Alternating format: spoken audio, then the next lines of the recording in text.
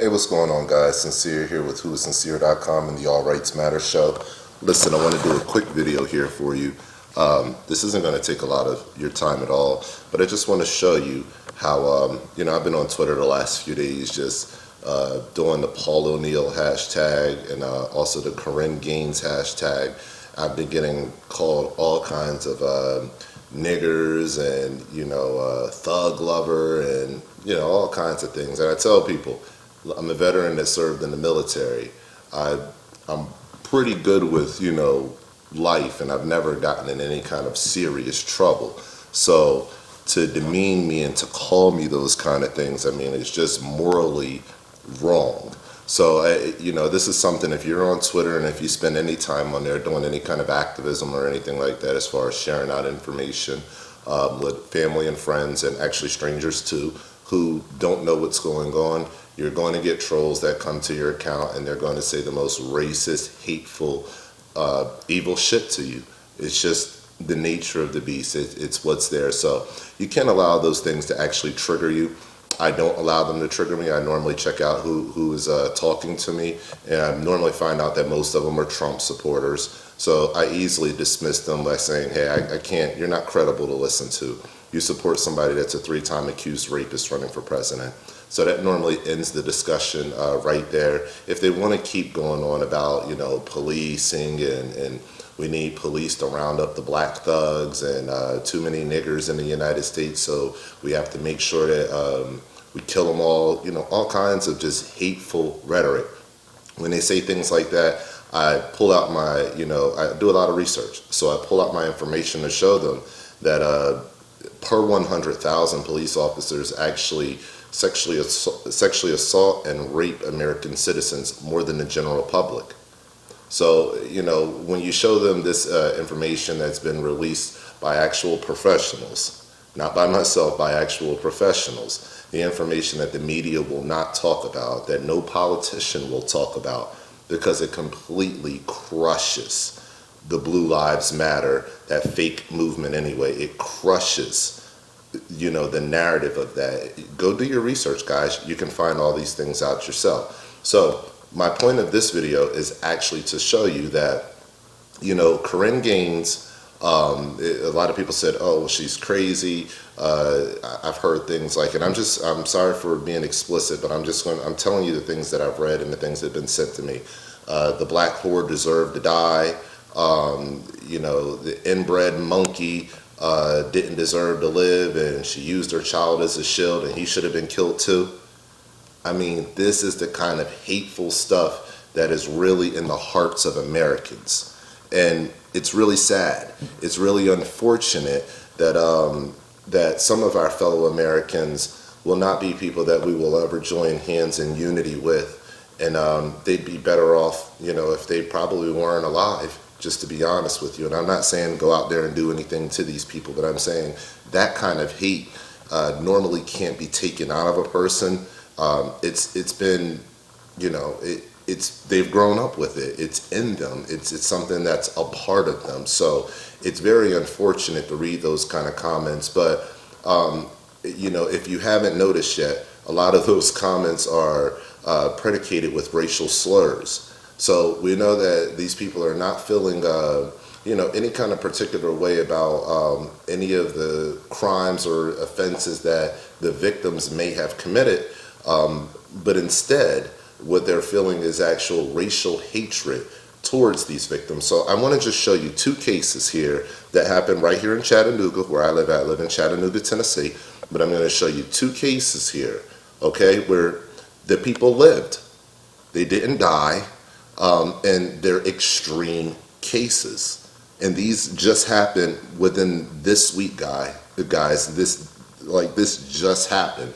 So as I'm watching Korryn Gaines, I'm watching the Paul O'Neill hashtags, I'm also looking at my news here at home, and I'm seeing that we have some of the same similar instances, but instead we have white offenders. And the funny thing is, they're both still alive. Now, let's get into it. All right, update. Suspect in police chase added to TBI's most wanted list. First of all, we're just going to scroll. This is the guy right here. James B. Miller, Okay, they did capture him. He's captured. All right, but I want to scroll down and take you to what his actual charges are. And like, so he's already known. He's not somebody that's a stranger to the police department. So let's go down here and find out. Not there. Boy, I should have highlighted it. Okay, here you go. Excuse me. Arrest spanned from the scenic city to North Georgia for charges related to burglary, fleeing, and criminal homicide. This is an extremely dangerous person. Extremely dangerous, extremely cancerous to society. He's a person that we don't need around. And I'm not going to say he's just a terrible human. He doesn't deserve to live. I'm not going to say anything like that. I'm going to say he needs plenty of help. He needs a ton of help before he's released back into the general population of people. So, without that help, he should not be on the streets whatsoever. So this is an individual that you have to approach with caution. All right. Now, what he did, pretty much, he ran from police. He wrecked their cars. He actually aimed at an officer to try to run her over. Let me see here. Police also named CPD officers who fired at Miller as he attempted to run the officers over with his vehicle or run into police vehicles. And it shows, the officers that are there, they're on administrative leave for a few days because they fired their weapons at him. Because he actually, and a truck driver said the same thing. He ran, he tried to barrel down a police officer. So this is a man who was actually using his vehicle to try to assault police officers. In the course of while he was getting away, he actually tried to hit this woman, this female police officer. Now, that's attempted homicide, okay? That there's no other way of looking at that. So let's go up here. Let's actually see some of the pictures here. Let's see if we can pull that up. So you can kind of get an idea of the kind of carnage that this man caused. On I-75, he was actually seen going the wrong way. He ran into several cars. He had a fence, a piece of a fence, swinging from the back of his cars that had 2 pop tires. So, I mean, this guy was on, a true high-speed chase. All right. So he was apprehended. When he was apprehended, they went to his apartment complex in Hickson. That's not too far away from here. He tried to get away. As he tried to get away, let me see. Again, he ran into their cars and, tried to flee. Now, this whole standoff ended when his name is James Brian Miller, like I said. This whole standoff ended when James Brian Miller, pretty much crashed his car. He ran. I believe more shots were fired out. I'm not sure. But he ran into a field and he was down on the ground. Now, he didn't have any life-threatening injuries, and neither did the cops. They didn't run in the field after him, assuming that he had a weapon and that he was dangerous and that he was going to shoot police officers. You understand what I'm saying? So this is what I'm talking about, guys. It's the mentality. This man was literally trying to murder or seriously injure a police officer, and this man is sitting in the local county jail right now. And he was on the TBI's top 10 most wanted list. So he was a super dangerous criminal that they wanted off the streets right away. His initial car crash, his initial chase was, I believe, 7 days prior to this. Okay, so 7 days prior to this, he was, going up the wrong side of the highway, trying to get away with police officers, hit the police officers, and all this kind of crazy stuff. 7 days later, they found out where he was in Hickson. They go to approach him, and he runs again, running into more police cars and, trying to get away on foot.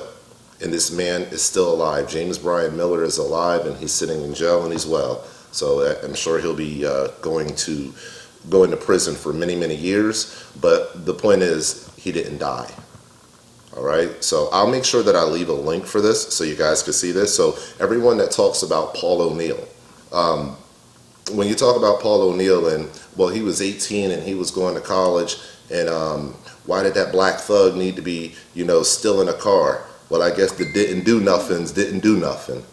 This is the kind of rhetoric that comes out of the racist mentality. If you have people like that that are around you, get rid of them. They are toxic to American values. This is 2016. This is not 1850. It's not even 1965. Okay, this is 2016. We are 50 years, plus removed from Dr. Martin Luther King. So we should be at a different day in America, where we're not still calling people niggers. We're not still saying an 18-year-old kid that steals a Jaguar deserves to die, that the cops get to be judge, jury, and executioner, and that they can high five high five when they kill him. And several officers, they were just pumping shots at him. And not only were they doing that and high-fiving as they killed him, but they're caught on their actual own cameras telling each other to turn off their body cameras. That's what we're dealing with when we talk about dealing with a black suspect. Okay? This man, in my opinion, was way more dangerous than Paul O'Neal. Way more dangerous than Paul O'Neal. This man was actually, his past cases included criminal homicide. So the police already know who this guy is. They know that he has no problem taking a life. None. But yet, they let him live. So that's what I'm saying, guys. There's a difference in the policing that's being done to actually capture criminals. Or even if the people, aren't criminals, to apprehend people who are suspected of criminal activity. There's a complete difference in the policing that's being done. So that's the Paul O'Neal case. All right, let's go to another case. Now, this just happened a couple days ago, actually. This 19-year-old gentleman, I don't want to say his name, Jovian Kendaya or something like that. Maybe I'm saying it wrong. This 19-year-old gentleman, and I say gentleman very loosely because I probably shouldn't say that. Kate Smith took this photo here. Now, he holed himself up in this house here. Police were called to the scene. He was seen outside with a weapon, outside with a gun. Now, that's perfectly fine in Tennessee. There's nothing wrong with that. But as the police came, he ran back inside. When police actually approached the residence, they looked in and seen a lady laying on the steps. So they attempted to negotiate with the suspect to try to apprehend him, to try to bring him in. And he fired several shots at the police officers in a 4-hour standoff. So, come to find out, the woman that was actually laying on the steps was his mother.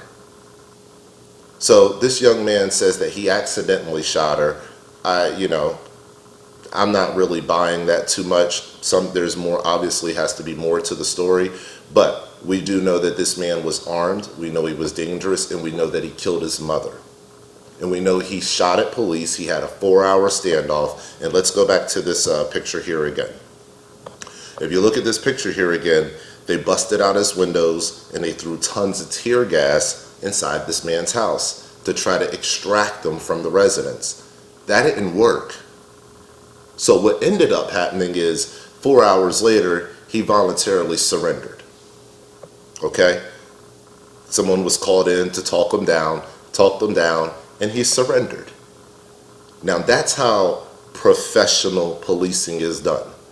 I've heard a few bad stories about the Chattanooga Police Department, but I'm going to be honest with you. Since I've been here in the city of Chattanooga, shortly over the line in Georgia, I've been profiled, but here in Chattanooga itself, knock on wood, I have not been profiled by a single police officer, not one. And I live, in a community where if they wanted to spot me out and say, hey, what is that guy doing here? They could easily do that and harass me or, try to use intimidation tactics. But instead, and much to my surprise, I'm just be honest with you, much to my surprise, I'm a 6'5" black man with a big Rick Ross beard.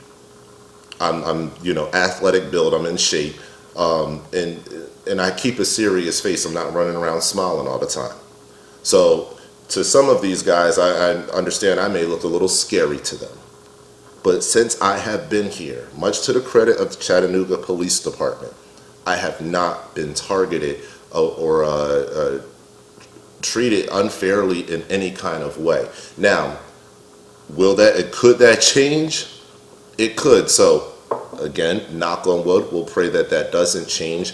But from the police tactics that I've seen over and over and over again here in this area, about 95% of the time or more, these police officers are not shooting and killing these people. There is rampant crime around this area. It's a daily struggle if you're an officer in Tennessee because of the meth epidemic that's here, and not just the meth epidemic. Guns are here. I mean, you can buy a gun anywhere off of anybody of any caliber and size. I used to be a part of a group on Facebook, Chattanooga Gun Traders, where you could just meet up with somebody right here in town and buy whatever you want if you had a few $100 on you. So that's what I'm talking about here. There's a lot of crime. There's a lot of people who would be quote unquote dangerous, especially meth addicts that are extremely unstable. So people are always shooting at the police out here. They're always running from the cops out here. This is something that happens all the time, and these officers have minimized their lawsuits dealing with unruly members of the public by being professional. So that's actually saving the taxpayers of Chattanooga a ton of money because these guys are doing their jobs correctly. All right, so you don't hear me give much praise to any police department, but I can honestly say, coming from New Jersey, where I have been severely, oppressed by the police department, beaten up, put in the hospital, had my friend actually killed by the police department. Rest in peace to Philip White. We have a KKK prison. Southwoods Prison was right up the street from my house. We're also another New Jersey native Quadir Felton is currently being housed at right now after being shot and blinded by Thomas McVicker of the Jersey City Police Department. So I come from a state that has a culture of corruption, dealing with the police departments and actually killing people and covering it up. And I'm coming to this place and I'm giving you my general assessment of Chattanooga, and I'm telling you that these guys are doing a pretty professional job. So with that being said, this guy, Jovian, or however you say his name, this gentleman is still alive. This gentleman is sitting in jail on an $800,000 bond. I'll make sure I leave a link to this story. So my point of showing you these two stories is, it's a really easy point. I just showed you a police chase for a police chase that was like Paul O'Neill's, done by James Brian Miller. And this guy's wanted for criminal homicide. He's wanted for a slew of other, things, and just a long case. Or in the past, he had the criminal homicide, but he was wanted. They wanted him bad. He ran. He tried to hurt a police officer, and still they didn't kill him. This man killed his mother, okay, and shot at police several times while barricading himself in a house. Guess what? He's alive. He's alive. And the cops didn't take the first shot at him. He took the first shot. So this is what I'm saying. If you think that the cops should have taken the first shot while a mother is sitting on the middle of her living room floor. Now, I don't know how she's holding her child, a shotgun, and a cell phone at the same time and operating, everything at the same time. So that's what I'm saying. And then a special person should have been called in to talk her down if they felt like she had any kind of mental instability. As a matter of fact, this is fact. Korryn Gaines' mother is somebody that works in psychology, and they wouldn't even let her talk to her daughter. So that goes to show you the level of what they actually wanted to accomplish by bringing the SWAT team to her house instead of actually bringing, they can bring the SWAT team for backup, but bring somebody that's a trained professional negotiator to talk her down. These people get paid to do that. They get paid off of our tax dollars. So I believe that, in the case of Korryn Gaines, she should still be alive. There's no reason why a mother who was doing no harm to her child was shot at first while she's sitting in her apartment and her door was kicked in. That later came out that her door was actually kicked in.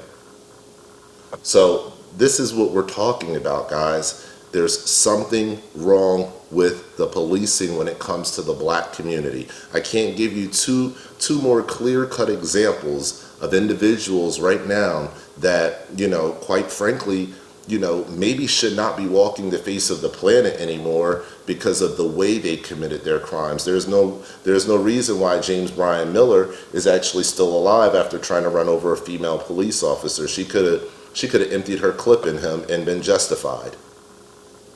You understand what I'm saying? Any of them could have done it and actually been and got off and be justified. But the point is, they didn't do it. They didn't do it. They shot at him a couple times. That's being investigated. But they didn't run up on him and shoot him down like they did Paul O'Neal. Okay, let's also go back to here. This man, he should be dead.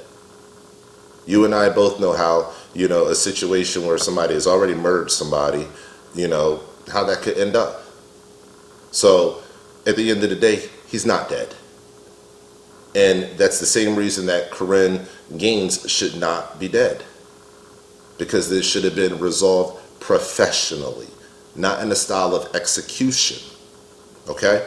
So for you guys that don't understand that, I hope that I was very clear for you. I hope that I didn't speak in thuggish language so that you can actually understand a coherent thought process, a logical thought process. I'd like for you to leave your comments below and tell me whether I've missed anything, or anything like that. Actually, I don't want you to really tell me whether I've missed anything. I want you to review everything that I just said and tell me where I was wrong.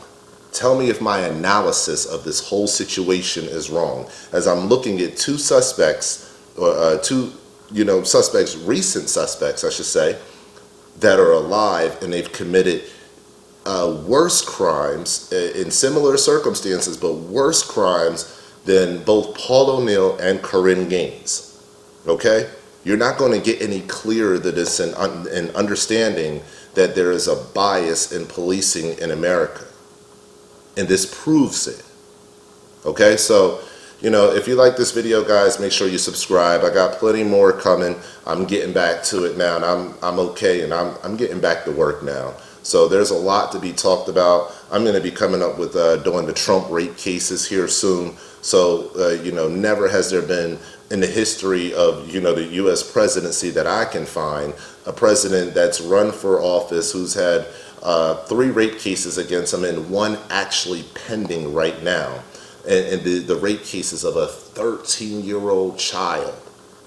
So this came out before he actually started running for office. And now the case has been refiled again back in June, and there's been a complete media blackout on this case, even though the 13-year-old is an adult now and she came forward. And also the person that found this 13-year-old that was employed by Trump's friend, that they used to go to these sex parties, the 13-year-old that you can even call her the pimp of this 13-year-old girl, she has come forward now and says that yes, she was employed, I believe it was by Epstein at the time, and that these parties did indeed go on, and then on top of it, that she witnessed this with her own eyes. So this is an eyewitness account of the raping of a minor and Donald Trump. Now, you can get all kinds of stories and draw all kinds of conclusions out of that, whatever you want to draw, but the whole point is, isn't it funny that the media is not talking about this? I've read the documents, I've read all of them, and I'm going to be doing stories on that. So I want to show you guys how policing in America has really turned into fascist policing in America. Okay? This is the same thing has happened in Germany, and this is the results of a eugenic government. Okay? You cannot deny this. It's the results of a eugenic government. Look back to Margaret Sanger. Look at Planned Parenthood. Look at where these ideologies and these things actually come out of, the hatred that they come out of by deeming certain members and classes of society unfit. Key word, classes. Okay? So it's not just all about black people. It really isn't. This is really a class thing, but it's also a race thing. Eugenics is based on race, but they also, predicate it with class. So this is racism and classism mixed together, and that's what the oligarchy and the elite are actually using to fuel this civil war, these civil engagements that we're having with each other over things that we really shouldn't be arguing about anymore. Like I said, it's 2016. It's not 1965. It's not 1850. The slave patrol shouldn't be out. But yet we're experiencing this at a very high rate in our culture.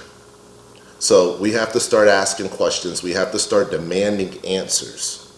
And we have to demand accountability. If we cannot get accountability, if we cannot get justice for the actions that are being committed by these officers, and I have another video to show you how, oh God, it could just go on and on. But if we don't get these things, then we must defund the police. We must take our W-4 to our employers and withdraw our taxes from the state and the federal government. I have a video on that. I'll leave a link to that below as well. We cannot keep letting this happen and we don't make an economic decision to say, wait a second, this isn't right. This is not what I voted for. It's not what I, stand for, and I'm not going to tolerate it and put up with it any longer. The outcomes should be like this. The outcomes should be just like in the Chattanooga situation right here. Okay? The outcome should be like this. Yes, these people are violent. Yes, they're criminals, but you apprehend them, you bring them to justice, you let them have their fair day in court to find out all the evidence, to find out all the information, okay? And then you make a decision as far as what their sentencing is going to be. The day that police officers are just allowed to be judge, jury, and executioner in the United States of America is the day when you can go ahead and burn your constitutions because it doesn't count for everybody. Okay? So if you really are, a Bible-thumping Christian, somebody that believes that your Second Amendment rights, somebody that strongly believes in the Constitution, constitutional principles over man-made law, then where's your moral censoring at? Where's your moral censoring when you're approached with this kind of information to help level the playing field?